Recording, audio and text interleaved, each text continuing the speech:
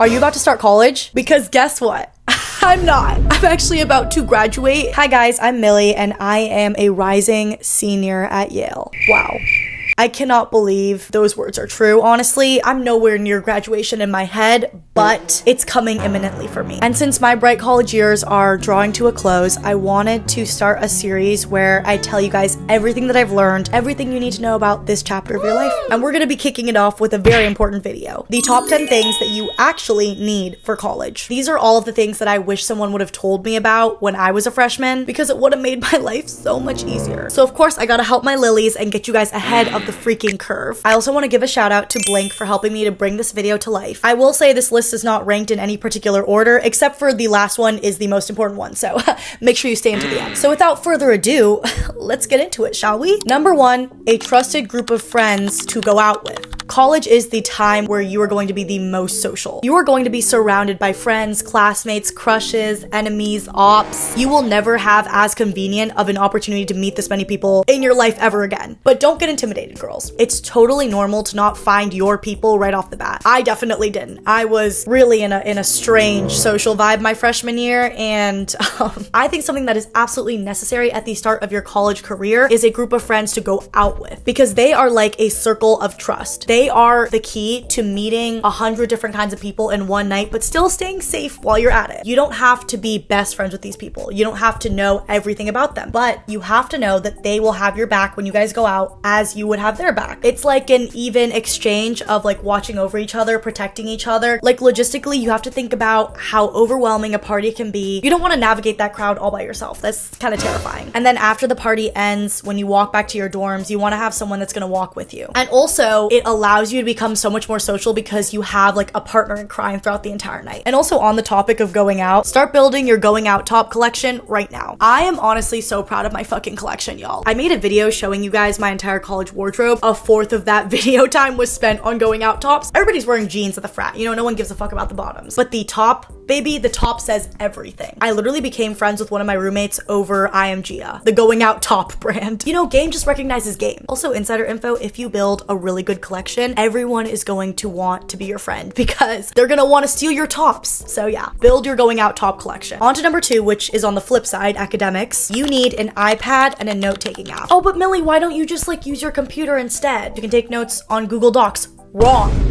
Okay? Let me tell you, girls, typed out notes are fake. They're the worst kinds of notes. And I know that is hard to hear. There's a literal study where essentially college students were given the same study materials, except one group did typed out notes and the other group did written notes. And then they had the exact same test. The students who had done handwritten notes performed significantly better. The evidence says you need to write out your notes. How are you gonna do that? The iPad, baby. The iPad is honestly the only feasible way to take notes in a written format while not carrying around a heavy, hefty number of books. You can also like download the PDFs of all the readings there, so you don't have to carry the readings around. All of it is on the iPad. As far as note-taking apps go, I recommend Notability. It's just got like every single feature that a student would want. Also, I talked about this in my productivity video, but I think it's important enough for me to say again here. You should be taking your notes directly on the lecture slides. If you're copying the lecture slides down on your notes verbatim, it's just not doing anything for you, babe. What you need to be doing is uploading the lecture slides to Notability Web, open that shit up on your iPad and write directly on the lecture slides. The professor has basically given you what they think is important. Write down things that the professor says but isn't included on the lecture slides, or write explanations in the margins. It is just the best way to learn, in my opinion. Take it from a freaking Yale student that has survived intro to stats. Number 3, this is a more conceptual item, a daily non-negotiable habit that you do for yourself and no one else. It is so easy to get caught up and lost in college life. It's not something that people talk about a lot because you don't realize it until you're out of it and you're graduating and you look back at your 4 years and you're like, what did I even do? It just passes by so quickly. A million things are happening all at once. Social life, academic life, extracurricular life, pre-professional life, love life, all of it. And also for most of us, it's our first time being independent and living without our parents / family. So you're just doing a lot. But that doesn't necessarily mean that you're growing. Daily non-negotiable habit not only helps you to track your progress throughout your 4 years of college, but it also allows you to take a step away from the whole craziness stress of college life and reflect, which is something that I don't think most college students do at all. This could also be just that like I had a really hard time with this. Every time that I'm alone, I always feel like I should be with other people. I should be hanging out with friends, or I should be talking to a professor, or I should be like figuring out what I'm gonna do post-grad, having coffee chats. I don't know. Having a habit that is just for yourself allows you to like stay grounded, stay rooted in who you are, and also continue to like work on who you are. It could be a morning stretch, journaling, listening to 30 minutes of an audiobook. I've been doing that every night. My favorite books that I've listened to have been Atomic Habits by James Clear, and I also really like the one that I'm reading right now, The Defining Decade. It doesn't feel like a lot because you're literally just like, you know, putting on your PJs, lying down in your bed, listening, and then you go to sleep. But like the information these people are sharing go on to influence how I spend the rest of that week and then the rest of my life. So yeah, build a daily ritual that you do every single day as a way to keep track and stay accountable to who you are. Okay, I'm going to start number 4 with an anecdote. I didn't share this with you guys last year because honestly, I was scared. I had a stalker. I started getting these really scary, threatening emails in like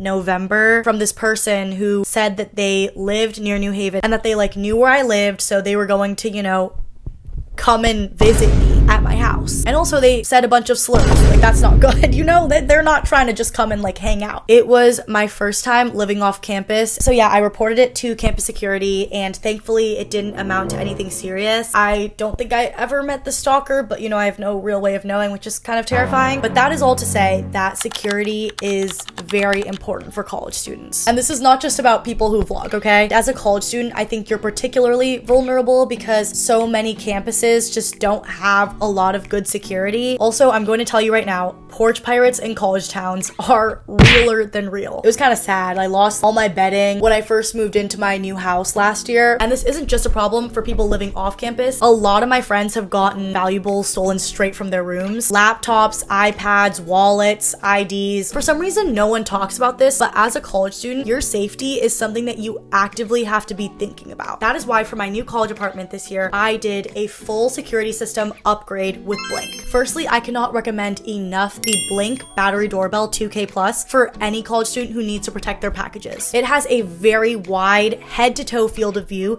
so you can see the whole delivery happening rather than just like a floating package. I also get an alert the second that anything is at my door, so if it's a package, I can run out there and grab it immediately. And honestly, even just having a camera on your door makes such a big difference. It means people will think twice before messing with your place. It's also so easy to set up, you guys, because it's wire-free, so there's no existing doorbell wiring required. It literally just uses batteries, which is perfect because I'm just renting my apartment. But we don't stop there, okay? For the inside of your apartment, I present to you the Blink Mini 2K Plus. This is a wired plug-and-play 2K resolution camera that you can set up anywhere in your house as long as there's an outlet nearby because it's wired. But it literally took me 2 minutes to set up and it gives you a full comprehensive view of the room. It's got 2K resolution, color vision in low light, and it zooms in up to 4 times, so even at night you can see exactly what's going on in any room. You can also talk through it using the Blink app on your phone.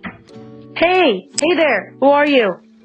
It's your brother, Hanson. What are you doing? I'm about to go make myself some toast. And it's noise canceling and everything. This combo has genuinely given me such peace of mind with going back to college. I've been testing both of these products out in my house and they're so easy to install. Take it from me because I have zero handiness capacity, y'all. But there's no drilling, no wiring headaches, no landlord drama, nothing. They can literally move with me to my next apartment next year. So if you also want to upgrade your safety at college this year, check out my exact Blink setup at the link in my description. Okay, moving on to number 5. We have vitamins and meds. Strep throat, bronchitis, mono, some of the most common diseases that everyone gets during college. You have a very high likelihood to get them. I don't know the exact percentage, but it's bad. You need to take precautions. Stock up on your vitamins, you guys, especially vitamin C. And also you need to have meds stocked because when you're sick, you're not gonna wanna crawl out of your bed to the pharmacy that's like half a mile away. Just stock up ahead of time so that way you just have it on hand for when you need it. Buy a jumbo bottle of Advil and Dayquil and NyQuil. Also Mucinex is great. Oh, Zyrtec, cough drops, all of the above, guys. And also just a general PSA about health. This is your warning to take your health very seriously. I did not learn my lesson until halfway through my sophomore year because I literally got mono. Top 10 worst experiences of my life. If you see someone that is visibly sick, do not share a drink, a food, anything with them. Illness just spreads so fast, and once you're ill, you're literally like incapacitated. You can't do anything. That just absolutely sucks when you're in college. It sucks because there is no one that can take care of you. Your mom is not there next to you. Learn from me. Don't get mono. Number 6, a no bullshit skincare routine. And when I say no bullshit, I mean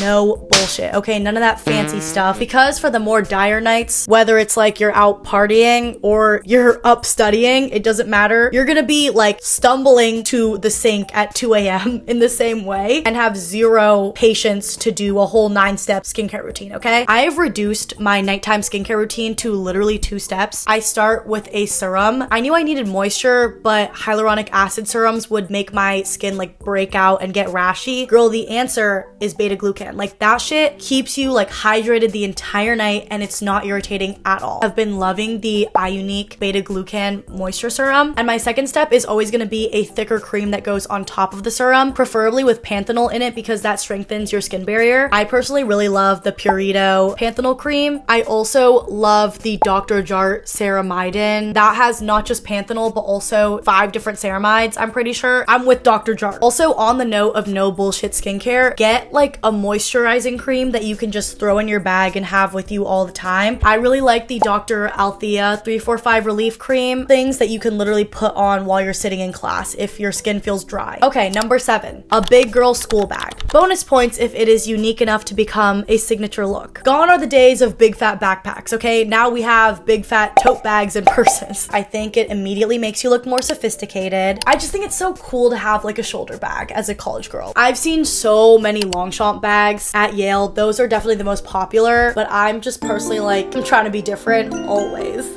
So yeah, mine is a polka dot Nina Bow bag. It's literally right here with me. It never leaves my side. I also have an air tag on it in case I ever lose it. That's an additional necessity that I didn't include in this list. You need an air tag, okay? My other favorites are the Coach Brooklyn bag, also the Samo Ondo bag. But yeah, your bag becomes a part of your signature look. It can be something that your friends recognize you by because you're carrying it around all the time on campus. Okay, moving on to number 8, a colorful eyeshadow palette. For Halloween, for themed parties, you can use a colorful eyeshadow palette as a costume. This past Halloween, I was Dark Horse Katy Perry, I was an angel, and I was a Labubu. For all 3, I used my Flower Nose palette. That Flower Nose palette has made so many of my looks. It's also been used for my spring fling look every single year. I also just feel like colorful eyeshadow is so in right now, and I need to see more of it on college campuses. This is my agenda. I'm pushing this as a personal agenda. Okay, number 9, quality bedding. Getting good sleep in college is of the utmost importance. It's how you're gonna stay healthy. It's how you're going to do well in your exams. Like, you need to sleep, you need to rest. You're not gonna be able to rest well if you're lying on a 100-year-old mattress that's dusty and gross, and if your blanket is itchy, your pillow is like caving in. It's not a good vibe, okay? That is why you need to invest in a mattress topper. If you're not living in a dorm, invest in a good mattress. I got a really good mattress topper from Dormify my freshman year, and I slept like a baby even though I was crammed into the tiniest dorm room. There's like a shoebox in there. Baby, I slept well because my bed was comfortable. Also get good breathable sheets, and the pillow is so important, you guys. You need to just find a pillow that you love and keep it with you. You're gonna get used to it, and then every time your head hits that pillow, you are going to fall asleep like a baby. The point is, you don't want to cheap out and be uncomfortable in your own bed for an entire year. Sleep is so important. Get the best sleep possible. And finally, number 10, a way to capture and process everything that's happening. Because college moves fast. You guys, it moves at the speed of fucking light. It's unbelievable how quickly these past 3 years have gone by. It feels like just yesterday I was stepping foot onto Yale campus for the first time. And I'm not even trying to be sentimental or cutesy, like, oh, like I can't believe it passed by so fast.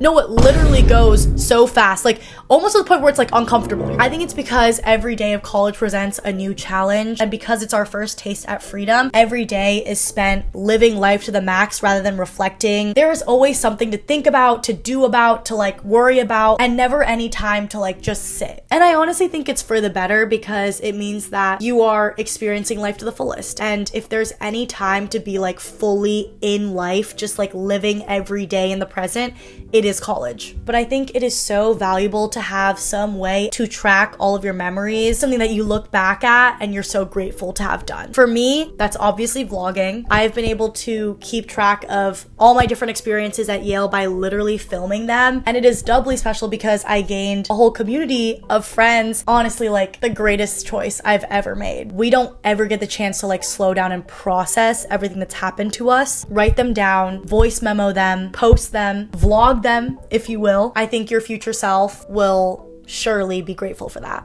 Okay, we've gone through all top 10 of the things you need for college, but one last reminder. I really want you guys to hear this and take it into your heart. Goldfish memory. Having the memory of a goldfish, which is very, very short. It's a reminder to move on and let go of failures, of flops. I think it is so easy to get caught up in one choice that you made that was wrong. When you're in the mindset that you like aren't good at something, that can really trap you and hurt you. At this age, you're so vulnerable to what the people around you think, what the people around you are doing, and you have a less stable sense of self for the most part. So external failure often feels like a judgment of who we are. I've seen one very small bad thing spiral into a week or even a semester or even a full year of just emotional turmoil that really wasn't worth all of that. And when I look back on it, I'm like, you know, yeah, this sucked and it was a really hard time in my life. But at the end of the day, it was me who put myself in that situation of helplessness. And that is so scary, because when I like kind of got out of that mindset and realized that people don't hate me, I shouldn't hate myself, I should move on, there's so much life left to live, I realized I had wasted a year being sad and depressed and feeling like I was a bad person. Remember that during these years, nothing is ever that deep. You can and you will get back up again and move forward. So even if something terrible happens, if you bomb a midterm, if you say something really stupid and embarrassing at a party, if you go through a messy friendship breakup, if all your worst nightmares come true all at once, it doesn't matter. Goldfish memory, move forward, keep going. And I think that now that you've watched this video, you are pretty well equipped to go to college. You might just be the new rising star of campus, girl. If you like this video and you found it useful, you should definitely subscribe. So much more of this type of content is coming your way, girl. I'm going to be dropping all of the lore on college very, very soon. And also comment down below anything that you think is missing from this list. I'm gonna read through them and like the ones that I agree with. And also, if you're not in college yet, comment any questions or other videos you want to see about college. I'm happy to answer them as well. I love you guys so, so, so much. Thank you so much for watching until the end. I'll see you guys back on campus.